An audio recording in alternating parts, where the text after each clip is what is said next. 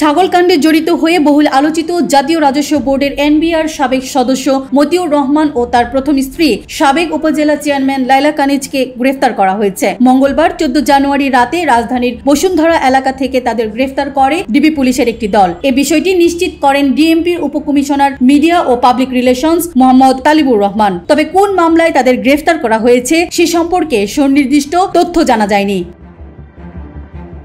একাধিক মামলা রয়েছে এই দম্পতির বিরুদ্ধে। সবশেষ গত 6 জানুয়ারি তাদের বিরুদ্ধে 3টি মামলা দায়ের করেছে দুর্নীতি দমন কমিশন দুদক। 124 কোটি টাকার অবৈধ সম্পদ অর্জন ও সম্পদের তথ্য গোপনের অভিযোগে মতিউর রহমান ও তার প্রথম স্ত্রী লায়লা কানিজ ও ছেলে মেয়েদের বিরুদ্ধে মামলাগুলো দায়ের করে দুদক।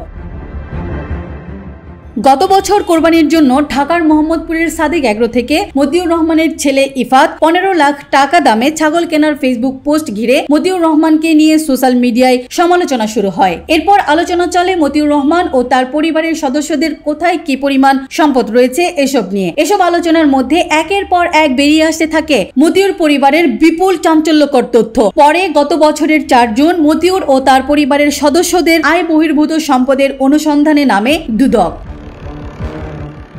24 জুন মতিউর ও তার প্রথম পক্ষের স্ত্রী এবং সন্তানের বিদেশ যাত্রায় নিষেধাজ্ঞা দেন আদালত। এরপর গত 2 জুলাই মতিউর রহমান ও তার পরিবারের সদস্যদের সম্পদ বিবরণী চেয়ে পৃথক নোটিশ পাঠায় দুদক। এসব নোটিশের পরিপ্রেক্ষিতে 29 আগস্ট মতিউর, তার 2 স্ত্রী এবং ছেলেমেয়ে সহ 5 জনের সম্পদ বিবরণী দুদকে জমা দেন।